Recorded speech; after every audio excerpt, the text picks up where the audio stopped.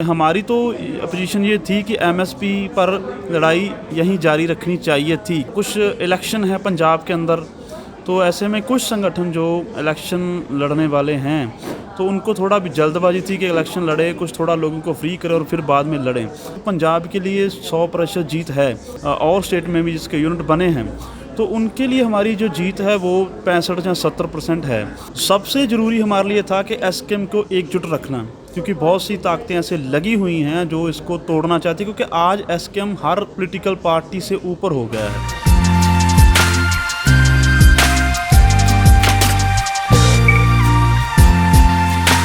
एक तो मैं ये कहूँ कि मतभेद नहीं है कोई, अलग अलग विचारों की ऑर्गेनाइजेशन है और उन सब का एक समूह है संयुक्त किसान मोर्चा।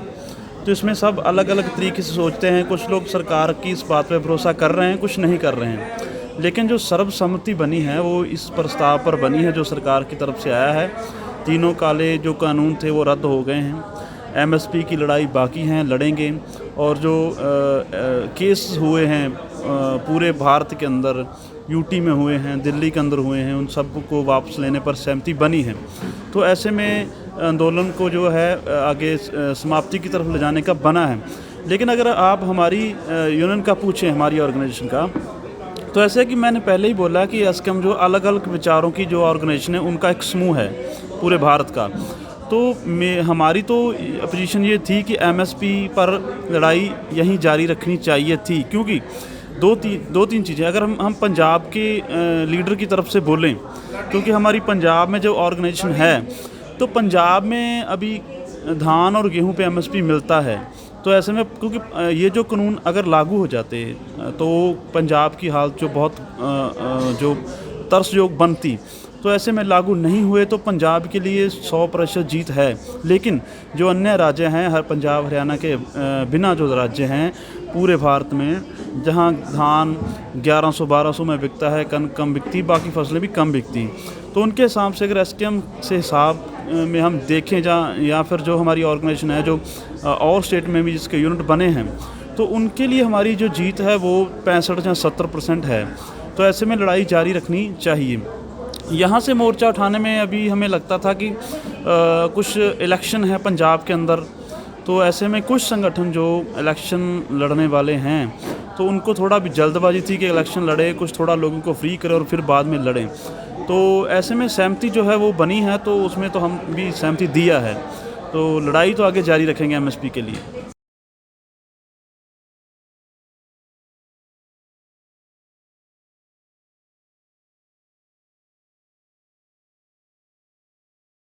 देखिए, एक बात संदीप जी ये स्पष्ट है कि ये लड़ाई ने बहुत बड़ा मुकाम को छुआ है। जो कहा जा रहा है कि मोदी है तो मुमकिन है, और ये जो आरएसएस भाजपा का जो बना हुआ कि ये जो भी बात लेते हैं, मोदी इतने स्ट्रांग नेता है, ये पीछे नहीं मुड़ते। तो इस लड़ाई ने जो मुकाम छुआ है, भारत के इतिहास में संसद के द्वारा बनाए गए कानून एक दिन भी लागू नहीं कर पाए और ऐसे ही जैसे बनाए उस वैसे ही वापस लेने पड़े, ये एक बहुत बड़ा मुकाम है, बहुत बड़ी जीत है। ऐसे और आगे रास्ते खुलेंगे भविष्य में। जो डब्ल्यूटीओ की बात है वो सच में देखिए, कुछ दिन पहले ही डब्ल्यूटीओ की एक मीटिंग होनी थी। मैं समझता हूँ, हम समझते हैं कि वो डब्ल्यूटीओ की जो मीटिंग है वो संयुक्त किसान मोर्चा का जो प्रेशर है, जैसे इनको बैकफुट पे जाना पड़ा, जो वापस लिए, तो उसी के कारण वो रद्द हुई जो 3 दिसंबर वाली थी। तो हम समझते हैं कि डब्ल्यूटीओ से बाहर भारत को लाना है तो वो अकेली किसानों की लड़ाई नहीं है, उसमें पूरे भारत के लोग हैं। प्राइवेटेशन की जो है सारी नीतियाँ आ रही हैं, तो उसमें सभी लोगों को, और इस जो मूवमेंट है, देखिए अभी आप है तो एसकेएम पूरे भारत का, लेकिन जो लोग लड़ रहे थे वो ज़्यादा नॉर्थ जो भारत है, उत्तर भारत है, पंजाब मुख्य है, हरियाणा है और पश्चिमी यूपी है। इसको अगर थोड़ा हम जो आराम दे करके और फैलाएंगे पूरे देश में, और एमएसपी की मांग सच में तभी पूरी होगी जब भारत डब्ल्यूटीओ से बाहर आएगा।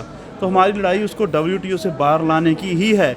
हमने लड़ाई ख़त्म नहीं की है, उसका स्वरूप बदला है। तो लड़ाई आगे जारी रहेगी।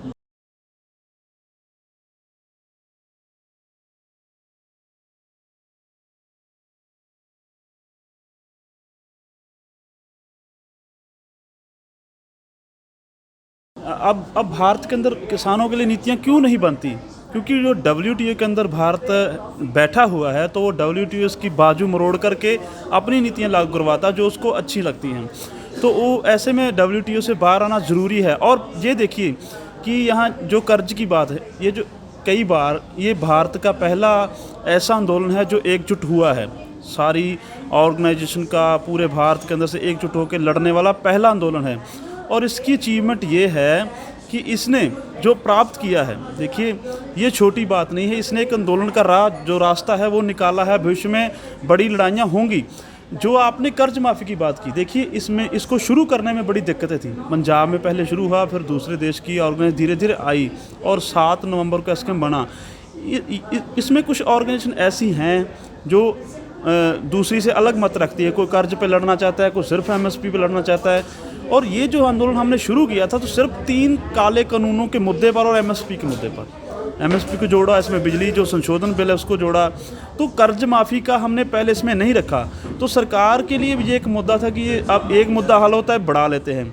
देखिए हम लोगों को इकट्ठा करने में कामयाब हुए हैं 3 काले कानूनों पर, और इन 3 काले कानूनों को रद्द कराने के साथ साथ एमएसपी का जो मुद्दा था पहली बार वो सीन पे आया है इतने बड़े पैमाने पर।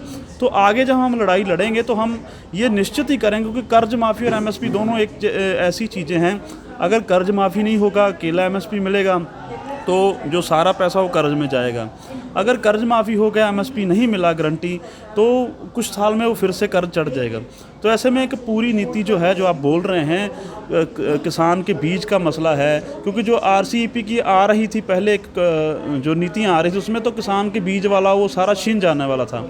तो ऐसे में ये जो कानून थे इन्होंने भी छीनना ही था किसान को। कॉन्ट्रैक्ट फार्मिंग के फंसाकर कंपनियों ने ढेरों ऐसी नीतियाँ किसानों पर लाद देनी थी जो शायद कभी ना उतर दी।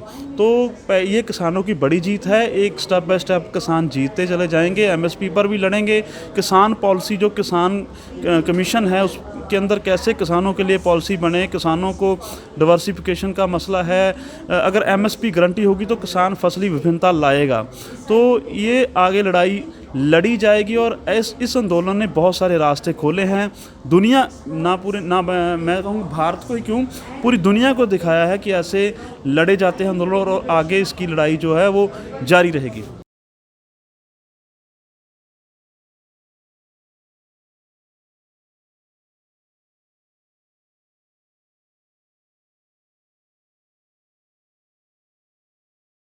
देखिए कुछ बार चर्चा हुई है डब्ल्यूटीओ पर, लेकिन जब दोबारा लड़ाई स्टार्ट होगी एमएसपी पर तो ज़रूरी, मुझे लगता है ये हमारी ऑर्गेनाइजेशन का व्यू है कि डब्ल्यूटीओ को चोट पहुंचाए बिना एमएसपी भारतीय किसानों को मिलना मुश्किल है। आज लड़ाई क्यों ख़त्म हो रही है, ख़त्म नहीं, थोड़ी स्थगित हम इसको बोल रहे हैं, इसलिए स्थगित होगी कि एमएसपी पर और पूरे भारत में स्कूलिंग हो, रैलियों के द्वारा कॉन्फ्रेंस हो, इंडोर मीटिंग हो, यानी इसको इतना, इसका दायरा जो बढ़ाना है कि कैसे हम एक एक किसान को ये समझा पाएँ कि एमएसपी क्यों जरूरी है और कैसे मिलेगी डब्ल्यूटीओ से बाहर आने से ही मिलेगी।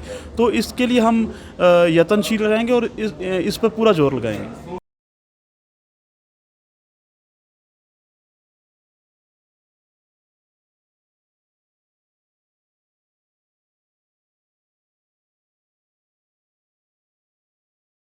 देखिए मज़दूरों को जोड़ने की जो बात है, हमारी ऑर्गेनाइजेशन का ये मानना है कि भारत में इनकलाब हो, इनकलाब के बिना भारत के लोगों की जो जीवन निर्वाह करने की जो स्थितियाँ हैं वो सुधरने वाली नहीं हैं। तो ऐसे में किसान और मज़दूर की एकता होना ज़रूरी है। तो और हमारी ऑर्गेनाइजेशन ने एसकेएम के साथ में मिल कर के बहुत सारे ऐसे किए हैं, जैसे आप देखें ट्रेड यूनियन हैं, उनके साथ मज़दूरों के संगठन हैं पंजाब के अंदर या पंजाब के बाहर, हमने बहुत सी कोशिशें की हैं उनको साथ में लाएं। लेकिन इस लड़ाई में हम जितना हमें लाना चाहिए था उतना हम नहीं ले पाए हैं, हमारे से कमियां रही हैं।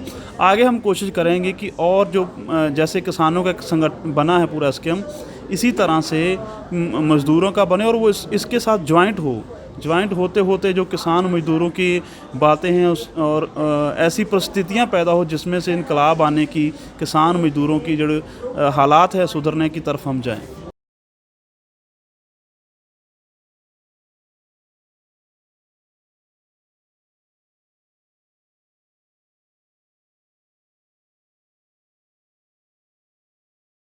मोर्चा एक तो रुका नहीं है, दूसरा आज हमारी सबसे बड़ी प्राप्ति ये है।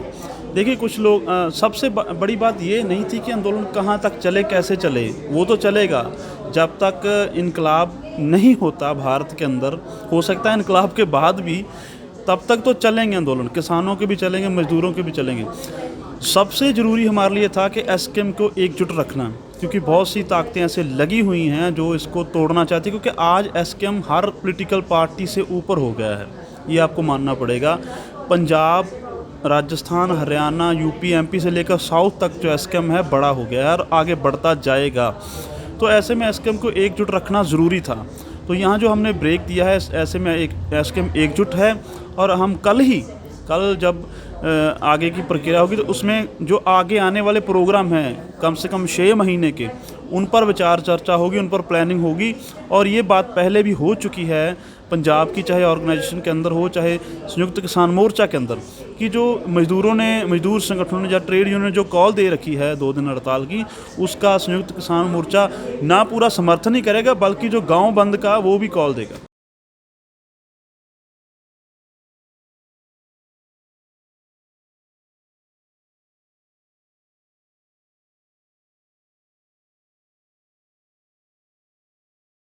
कंट्राडिक्शन है, बिल्कुल है, क्योंकि ये सदियों से ऐसा चला आ रहा है, तो उसमें कंट्राडिक्शन है। लेकिन ये जो संयुक्त किसान मोर्चा बना है, इसके बनने से ये जो उनका जो कंट्राडिक्शन है कम हुआ है। और आगे हम कोशिश करेंगे कि जैसे मजदूर ऑर्गेनाइजेशन हैं, अभी पंजाब में 7 मजदूर ऑर्गेनाइजेशन हैं, इनकलाबी मजदूर ऑर्गेनाइजेशन, जिन्होंने एक फ्रंट बनाकर लड़ाई शुरू की है अपने दौर पर। और हम ये जो एसकेएम है या 32 ऑर्गेनाइजेशन है जो पंजाब के अंदर, उनमें से कुछ ऑर्गेनाइजेशन ऐसी हैं जो मजदूरों के साथ काम नहीं करती रही हैं पहले, कुछ इनकलाबी ऑर्गेनाइजेशन है जो मजदूरों के साथ काम करती रही। तो ये जो अभी कॉम्बिनेशन बना है पूरा इन ऑर्गेनाइजेशन का, 32 का या दूसरी का, तो ऐसे में हमें जो किसान मजदूरों के अंदर कंट्राडिक्शन आती थी, उनको हल करने में थोड़ी आसानी हुई है और आगे होगी। तो ऐसे में हमारा मानना, हम कोशिश करेंगे कि कैसे जो कंट्राडिक्शन है इनको धीरे धीरे कम करके एकदम से ख़त्म किया जाए। माने एसकेएम में उन जो 7 मजदूरों की यूनियनें हैं, उनको भी एसकेएम में शामिल करने की कोशिश की जाएगी अभी, या उनके साथ कोई कोऑर्डिनेशन अभी ऐसा संभव नहीं है। अभी हाल ही में धीरे धीरे, जैसे देखिए पहले कुछ ऐसी आप लोगों का क्या मानना है, आगे किस तरह से? मैं बताता हूँ आप, पंजाब के अंदर कुछ ऐसी ऑर्गेनाइजेशन थी जो मजदूरों से एकदम दूरी बना के चलती थी, लेकिन और कुछ जो थी उनके साथ में चलती थी। इस आंदोलन के अंदर जब साथ चलने वाली ऑर्गेनाइजेशन ने उनको बुलाया है यहाँ पर, और वो बड़ी संख्या में आए भी हैं, तो जो नहीं चलते थे उन्होंने भी उनको सलूट किया कि अच्छा है भाई, आप हमारे साथ आए हैं। तो इससे कोई कंट्राडिक्शन हल जो होने की संभावनाएं बढ़ गई हैं। और हम क्रांतिकारी किसान यूनियन जो है वो इसमें लगातार कोशिश करती रहेगी, क्योंकि हमारे पास एक क्रांतिकारी पेंडू मजदूर यूनियन संगठन है हमारे, जो हमारे मजदूरों में काम करते हैं। तो उनके साथ मिलकर ये किसान और मजदूर की कंट्राडिक्शन जो है उसको हम कितनी स्पीड से कितना ज़्यादा हल कर सके, इसके लिए भी हम क्रियाशील रहेंगे।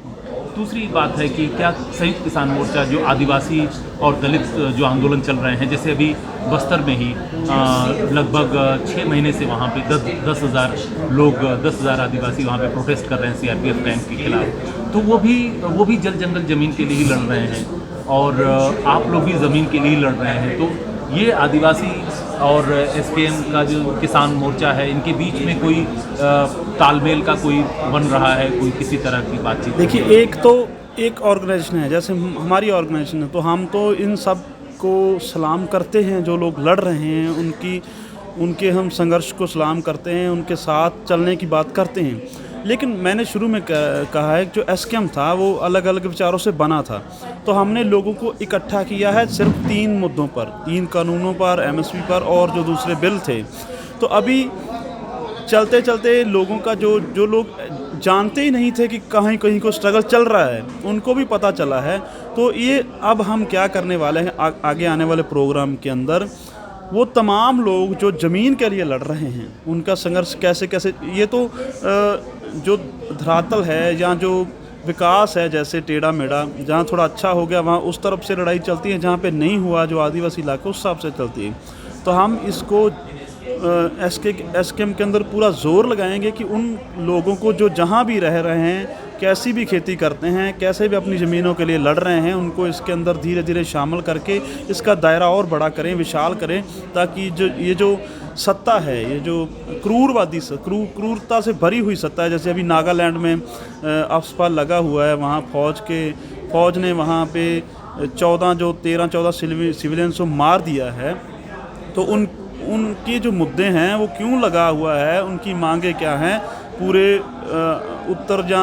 पूर्व भारत की हम बात करें तो इनको हम एड्रेस होंगे और अपनी तरफ से पूरा जोर लगाएंगे कि और जो हम इसके अंदर इनकलाबी ऑर्गेनाइजेशन हैं उन साथ में मिलकर दूसरों को कैसे इस पे कन्वेंस करें और इसमें शामिल करें उनकी मांगों को। मान एसकेएम को थोड़ा सा और दरिया दिल होना पड़ेगा, थोड़ा सा और विस्तारित होना पड़ेगा। आदिवासियों के, पूर्वोत्तर के जो हैं, माइनॉरिटी एनआरसी वाले लोग हैं, देखिए तमाम जो आंदोलन चल रहे हैं भारत देश में, उनको जोड़ने का काम भी अब एसकेएम अगर इतनी हैसियत बना चुका है या उसकी इतनी हैसियत हो गई है तो उसको ये काम करना पड़ेगा। देखिए भारत जो है, भारत में बड़ी प्रॉब्लम है ये है कि हमारा जो हमारे हैं वो राज करने वाले लोग हैं हम पर, जो सरकार है, जो सत्ता है, वो ऐसा बोलती है कि भारत एक देश है, एक राष्ट्र है, एक भाषा है, लेकिन ऐसा नहीं है।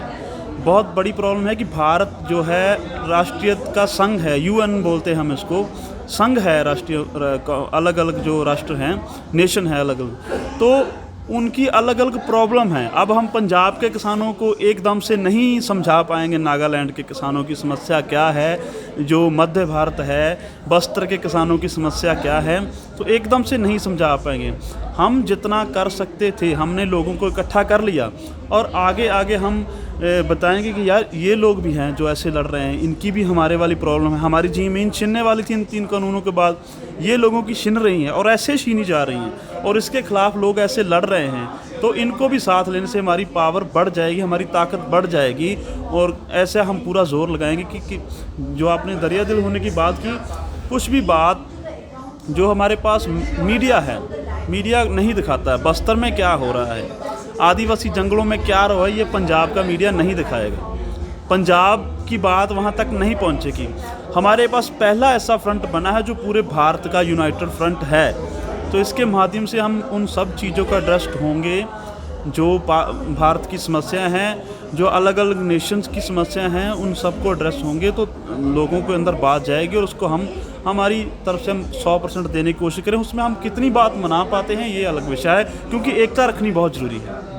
अंतिम सवाल है कि क्या देखते हैं कि इस आंदोलन का जो स्वरूप है, दिशा है, वो क्या होगी भविष्य में? देखिए, पंजाब के लोग हरियाणा नहीं आते थे, मैं नहीं आता था, तो मुझे लगता था ये हरियाणा वाले लोग कैसे हैं।